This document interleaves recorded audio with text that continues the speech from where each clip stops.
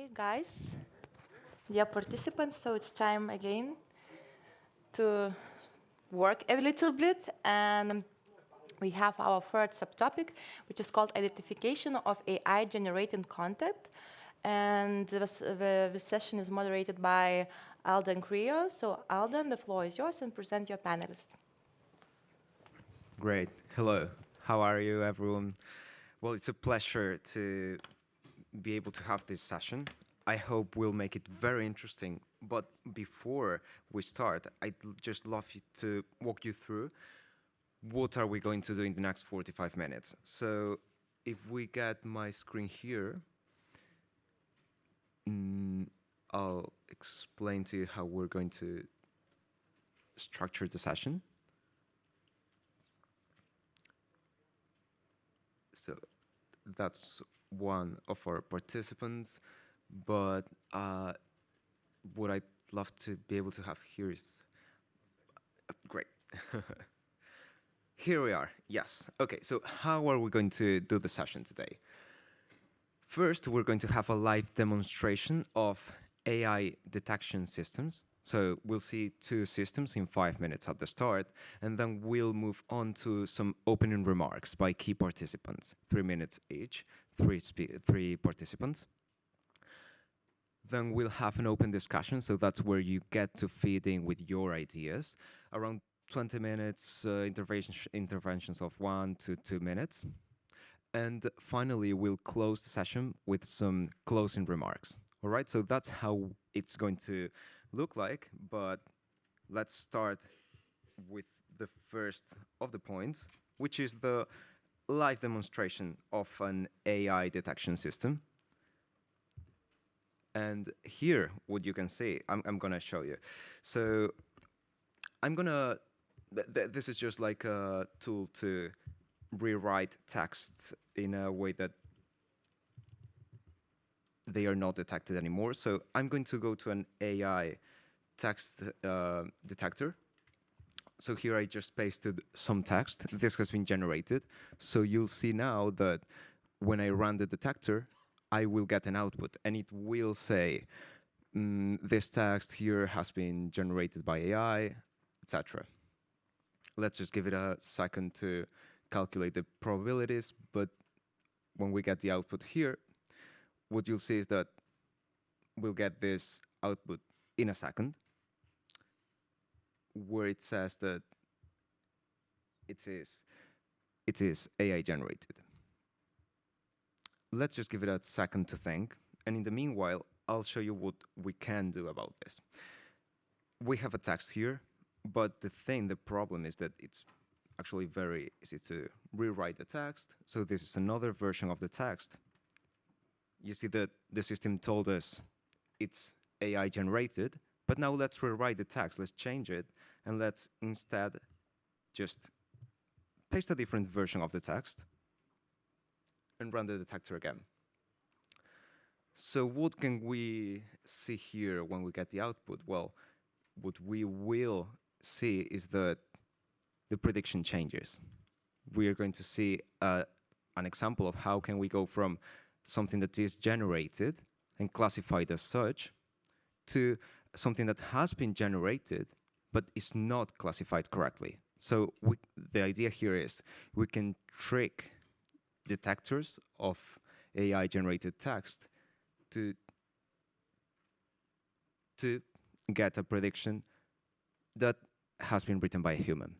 So reliability comes into question here. That's an issue, but we are going to see another example of how this can become an issue. Here we went from something that was classified correctly to something that wasn't classified correctly. We are going to do the same now, but now the prediction will be, I just took an image from EuroDIG here. Okay, this is a real image, so this is human. And we see that it's classified as human. That's good. That's a good prediction. The problem is that I can do something that's called glazing. Glazing means, well, it's a technique that you can use to change images. And if I change the image and I glaze the image, I can actually get a different prediction. I can take an image and I can make it look artificial. That's also a problem. So this is where the reliability of these systems comes into question. I hope that this is a bit informative on, well, what's the landscape right now? How does it look like? And this is where we actually go into our key participants to get their thoughts, ideas, and opening remarks on the issue. So I'll invite them one by one. First, we're going to have Professor Paulius Pautiskas, sorry, I'm a bit bad with other languages, but you'll get 3 minutes to do a short introduction about yourself and your thoughts about the issue. So go for it. Okay. Okay, so I'm Paulius Pautiskas. I'm professor in law. So I work with UNESCO. I'm UNESCO chair on artificial intelligence and emerging technologies and innovations for society. So that means I work on social issues related to artificial intelligence. And what we were discussing in last sessions very correlate to this session. And I think it's very good just to repeat what was said in the very, very end of last session on usage of AI and so on. So here we go more a bit on technological side, and there was very good illustration that sometimes we can't recognize AI in this way what we'd like to have. Because there was an illusion that everything what is created by AI could be recognized by AI. But you can see that it's not really true.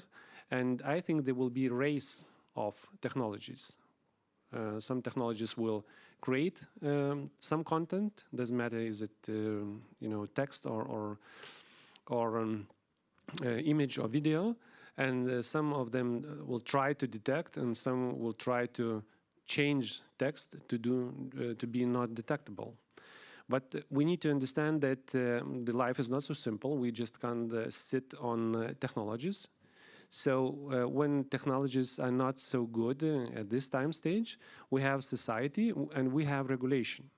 So we have regulation, some requirements set in Artificial Intelligence Act on labeling, on watermarking of content. It will be challenging, but laws doesn't care how you will do it.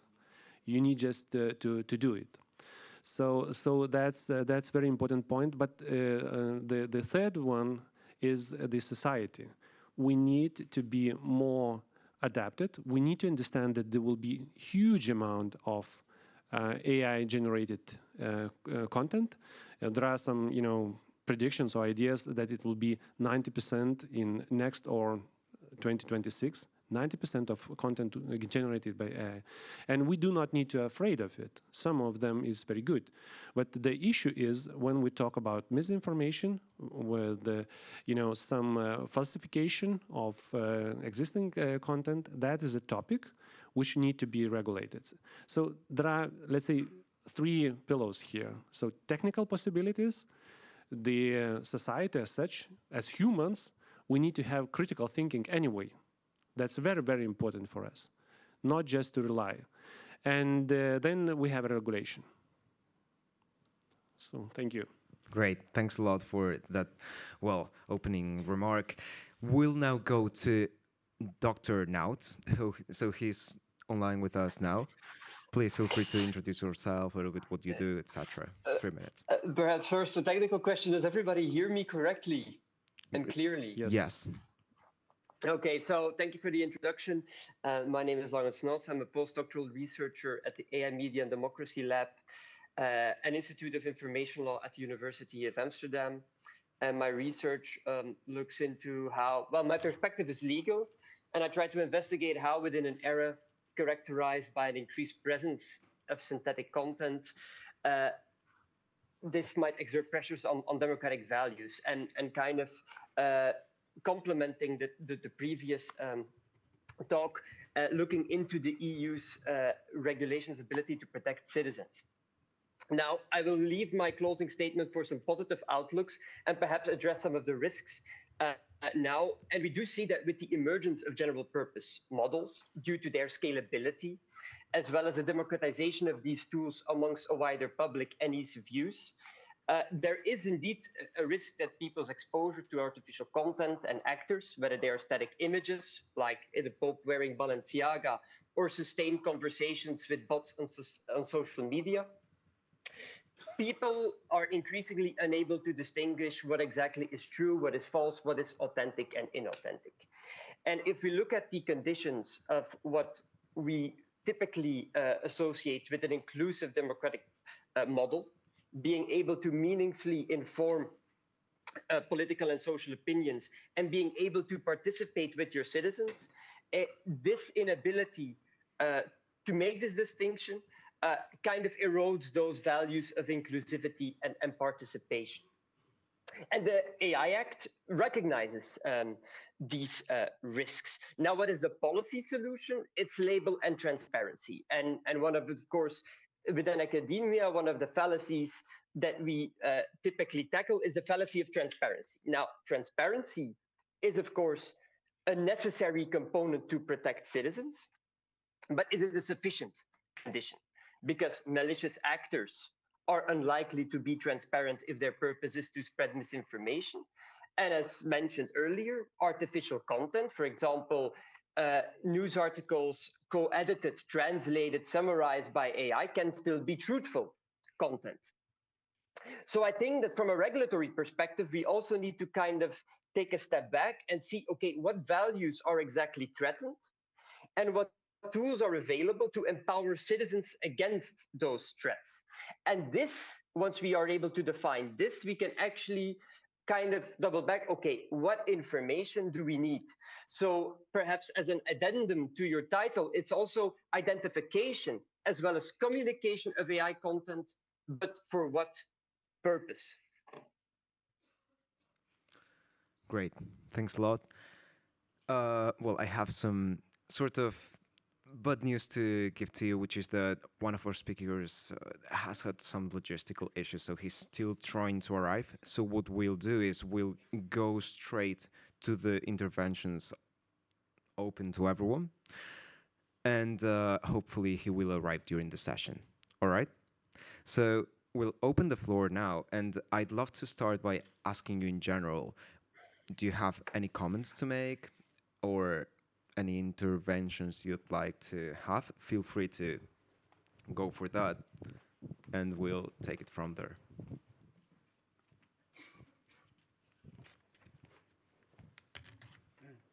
Jörn Epgood, University of Geneva. Thanks a lot for these demonstrations, and I would emphasize how very cautious we need to be with this kind of AI detectors. They don't work. Don't use them. Just ignore them. When you see a test of AI detectors, I took the one that came out first with 100% reliability. I just asked ChatGPT to generate a short text. It was detected as human. Then I took the first part of the US Constitution. It was detected as AI generated. And then I took the first part of the speech of Dr. Martin Luther King, I Have a Dream, and it was also detected as AI generated, 100%, no uncertainty. So just ignore them, and we are in danger in running into the same thing that we ran with the bots, the botometer discussion. There will be probably some research saying so much content is AI generated and it's bad content or whatever, but don't trust this. There are no reliable means to detect AI generated content yet. We might have to introduce watermarking, etc., but don't trust those systems. They are scam. Thanks a lot. Thanks a lot for your input. Actually, that brings up a very interesting point, and I'd love to go to you, Mr. Nauts, for a question on that, which is that sometimes AI-generated content detectors can be used to punish people. So, for example, think of a high school student that writes an essay, and then it's detected as generated. what should we do when it comes to equality, discrimination? What should be the approach that we take regarding content detectors and punishment of people in general? I mean, that's a very difficult question to provide a concrete singular answer to. I think in general, I will go about it in two ways. One, the problem that you described is a problem that we have seen with artificial technologies in general, whether it is automated decision-making in welfare, that they disproportionately disadvantage marginalized communities, and here potentially unfairly exclude people from getting a particular opportunity. This is here the case as well. What I think is perhaps important is, first of all, that when we introduce technology, and I second the intervention earlier, that we would first need to establish the efficacy. Do they actually succeed in what they pretend to do, or are they AI snake oil, as some might claim? And second, to be reflective also of the powers that one has when developing these tools. So if you say, okay, we can detect false content or AI content, or let's say misinformation, what are the definition of those concepts? Because in defining what perhaps might be a punishable offense, you determine the conditions that will give somebody an opportunity, yes or no, or deprive somebody of an opportunity. That's one way of looking at it, to be more cognizant of one's own responsibilities, powers, whether it is individually as a designer or institutionally or state-wise as somebody who will use these technologies. And then a point that I couldn't make earlier is we also need to be careful on how we, who can occupy this space in determining which tools will be used for AI content detection and who will determine those conditions. If we look at a risk of misinformation, we know, for example, that states institutions might weaponize the notion of misinformation to silence political dissidents. Private parties have economic interests. Standardization bodies, they're often democratically opaque or do not include civil society. So on the one hand, be reflective of one's responsibilities and what you might deprive of people when a technology is incorporated. And second, who can then occupy that space in making these conditions, and do they have any form of legitimacy? That's great. I see you probably want to intervene. Yeah. I seen pain in your question, because the same pain is for all universities and schools, because we have some specific ways of, teaching and examining. The thesis is one of the forms. And I had the same headache in the very beginning of ChatGPT when it popped up, and I seen works what were really done by AI, and I tested a lot of these tools, and I have the same conclusion: they doesn't work at all, and it's very easy to falsificate it. And we did another experiment. We asked one professor to write a text. She was typing just here. And we gave for the best of these, AI solutions, detection solutions. And it was written that it is algorithm-generated text. So you can see that there are both mistakes possible from one to another side, especially when your language is learned, not native language, so you use some forms, very clear forms, and so on and so on. So that is not reliable. Maybe it's more reliable when we talk about video, images, and so on and so on. But without marking of this content, we will not succeed, and we will not have very, very good results. But there was a good question raised: why we need to know it? Because in quite short time period, most of content will be somehow in some percentage generated by AI, because a lot of tools will be used. So then we need to find some specific rules how to detect what is harmful. Because if it's not harmful, we have a lot of good ways to use. Like it's very efficient, very fast. We will have a lot of good content. So that's not threat in general. So we need to find what the issues we'd like to solve. Do you have any any interventions from the online audience, maybe? Yes? Thank you so much. Jacques Begelinger, I'm a coordinator of the Swiss IGF, and I may just share with you one of the findings of our session on the same topic 2 weeks ago. And I think the most startling was, well, we concur with what Jörn just explained. Don't trust whatever mechanisms. So it's not a question of whether what you see or hear is directly fake or not, but it's the source that counts. And we had an input from a reputable local newspaper who explained us how even they have problems finding out, but they then, whenever they are unsure, as a reputable source, they do further digging. So in the end, it's education on the media level, but also in the population. Lies were always there, and it's nothing new. Just right now, it's just crying for the wolf all over. And this was also the last finding it all in the messages as with IGF, that too much just crying foul play may in the end add to more destabilization than is ever wanted. So so even media need to cut back a little bit on telling what went wrong once again, and all these beautiful fake pictures, and just decrying them as false, in the end adds to destabilization and not to better education. Maybe I can add. I bit work on with the fake reality and fake things like disinformation and so on. It's very simple and easy situation when we have black and white. So it's just lie, but AI is capable to do it very soft way. So you just can't understand that just very few details were changed, and that's semi-truth.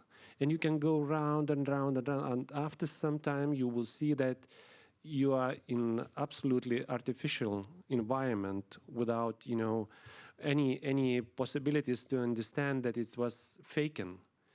Just step by step. There are really good examples we had here in Lithuania, in other countries, when there are some artificial media sources which are backed up by other sources, and you just, when you're double checking, that's right, because other sources are saying the same. And you can just make absolutely unreal reality. That's the danger. I see we have a question from the online audience, right? Yes. Thank you once more, and thanks for this interesting discourse.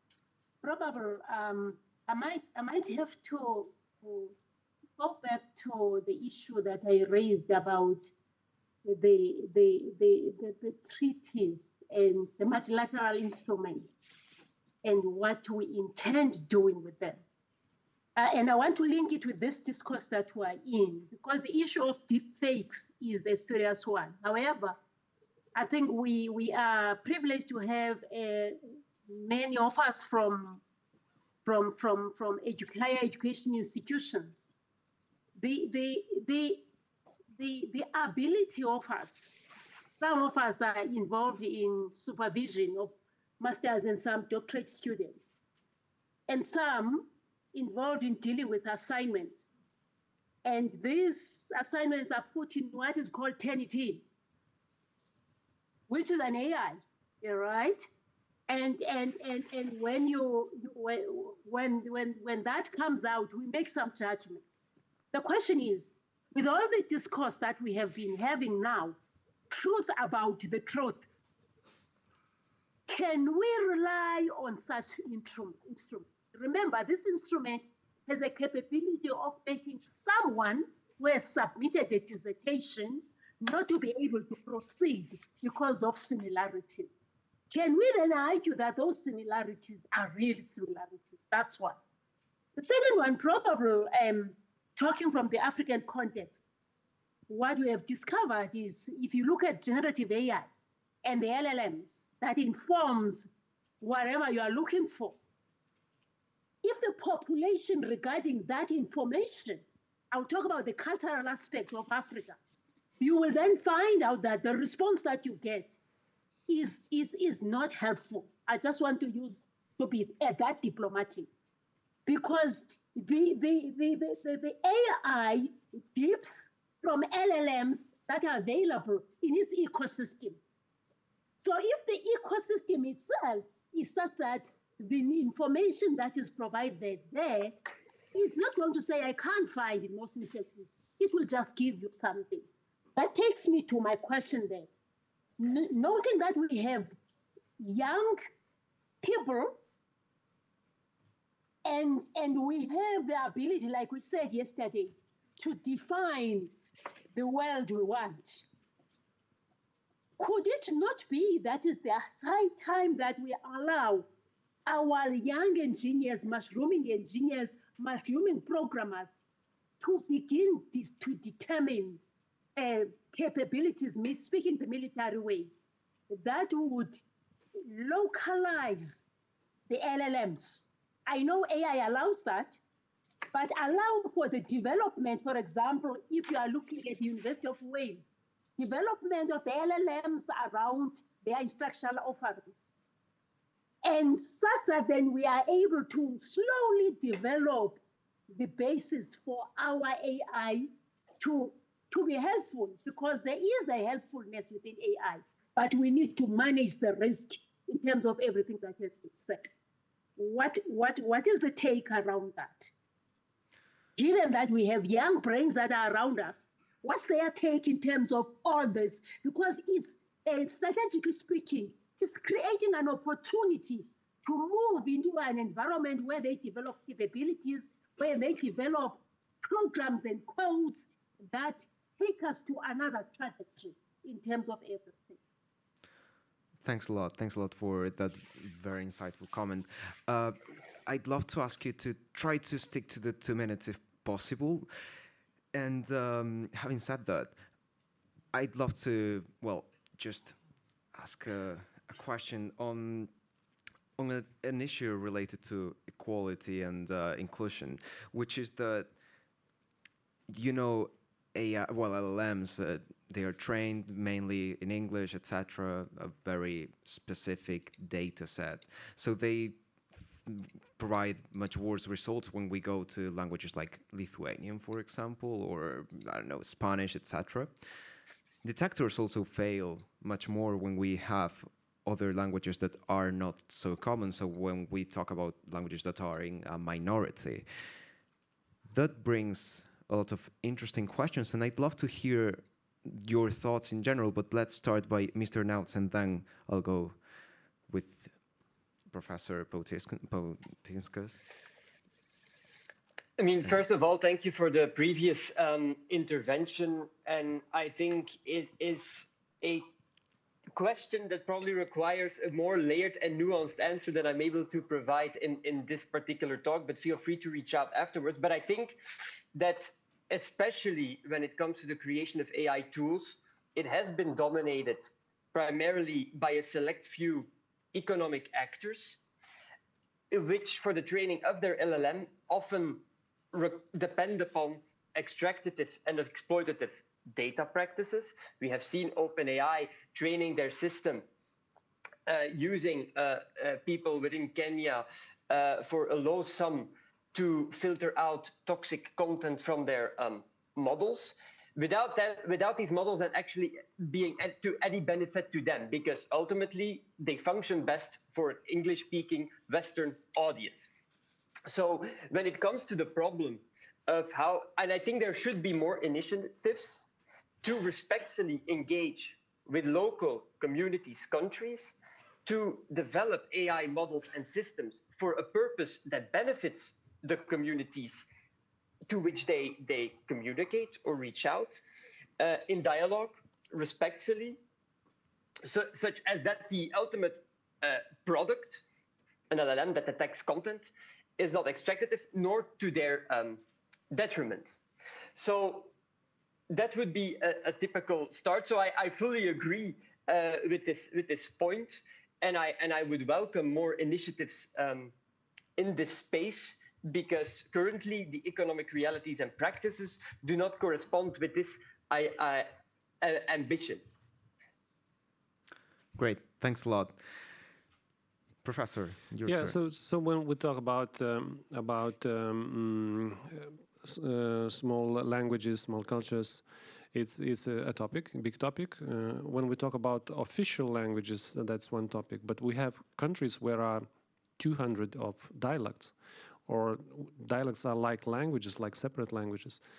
So that is, I think that is a matter of time. So most of issues will be solved in some time period. Here in Lithuania, we have some program. So it was financed by government. Some grants were granted. In some countries, people are working on these topics too. I think in some time period we will solve it. But it's a wider question. It's related to cultures, because the culture that's called programmed in big LLMs are based on let's say Anglo-Saxon and British culture, and that's it's much more difficult to change because it's in the. But I think we need to change our understanding of AI and usage of AI in general. As I said, there is technical level, and there is human level, and regulatory. For example, I am forcing my students to use AI tools, any and all tools, and then we discuss how it was. And it's not so easy. It's not so easy. If somebody think that I will just ask to present essay of 25 pages on a specific topic, no, you will receive trash. So it will be really, really poor essay. So you need to understand the topic, you need to work with topic, and then you can reach. And I'm not so naive that young generation will not use this powerful tool. They will use. So why to lie for ourselves that they will not use? The issue is to change our understanding and how we teach and how we examine. That's very difficult for us, I understand, but that is a big change. So we need to change in ourselves, in our educational systems, how we test, how we interview, how we interact with people by using both human brains and artificial intelligence. Great. I'd love to close with the audience. If someone has one last comment, potentially two, depending on how long it is, feel free to go ahead. Well, hi, my name is Diego. I'm from the EuroDIG program, and I'd like to share a concern and a question, if I may. So we talked about detecting text generated by large language models, and I think we said the notion that right now it's extremely difficult, but it was said that perhaps for deepfakes or audiovisual material it might be easier, but I'm not sure exactly about how easy it would be, because by designing deepfakes and this kind of technology works through what it's called the adversarial network. That is, these AIs are trained to beat other AIs that are supposed to detect fake content. So by design, they're supposed to evade this kind of detection. So right now the technology is quite young, so it could be feasible, but in the long term, I don't see how this could be applied. So I do not have the authority to assess this with absolute certainty. I am no expert, so do point out if there's a catch that's beyond my understanding. But my question would be, should we abandon trust in audiovisual information altogether? And if so, what possible contingencies should it be to get trustful information, perhaps from the cryptographic field? Thank you. Great, thanks a lot for your intervention. We need to go to the closing remarks, but maybe if you want, you could also try during your 2-minute closing remarks to address a little bit of the question that was just made. So we'll start with Mr. Nauts online, and then we'll move to the room here. Yeah, thank you. And I think that as part of my closing remarks, I wanted to actually highlight one of the points just raised. I think that we should not abandon all trust and hope. And maybe then, as one point earlier made, we should also rely on perhaps source legacy markers of quality, whether they are traditional news media who have been a trustworthy source of information to kind of depend on. And this then brings me to the other point that I earlier made, and watch out who occupies a given space and can claim sudden legitimacy over a traditional field that they might have had no expertise of beyond. But the problem is we should not overemphasize the risks and erode trust within people's information space, because if every person departs from a position of lack of trust, then the democratic institutions themselves become completely undermined. So we should, in concert, also focus and channel attention to how we can direct citizens to authentic information that is trustworthy, that is reliable, and do also a positive effort in that particular space. So that's the first one, and I hope that kind of addresses the last point made. The second point, and it's kind of related, but it then also brings back the theme that was earlier discussed about inclusion and equality. And I think we should also kind of recognize that if we allow technology to become an important part of our society, we should also recognize how technology holds power. And that power can be regulatory, in who can regulate AI, but also economic, who has access to the resources. And to kind of understand what type of responsibilities are associated with each power and how that might shape our future living environment. And I think once we do that, we will be able to perhaps more targetedly intervene to realize equality, also on a global level, rather than have a new form of cultural imperialism through technology. Thanks a lot. Okay, so I think I will stick on the same what I said in the very beginning. First is humans, so we need to change ourselves. We need to improve our critical thinking. It's very difficult. We always thought that if something is on video, so it's truth. So that's not so. It's not so anymore. We had such changes. We had changes with photos. You remember before these revision programs. So we trusted that if it's photo, it looks like true. So we need to change our thinking here, and we will do it. I think there are other measures like technical. So here will be race. So who will win, we will see. But anyway, there will be big ideas to catch these fake images or text, but maybe successful or less successful. And another big part is regulation. And we have Artificial Intelligence Act, where most of such topics can go to high penalties, like for this level up to 15 million or 3% of income. So and there are other possible ways like regulation of propaganda and misinformation and so on and so on. So there are other tools. They are complicated. There are no just very simple ways how to do it. We need to do it, in quite agile way. Another issue is that sometimes we can over-regulate, and it could be not so good too. So we have a lot of new laws and regulations in EU level, and we can't imagine how it will work.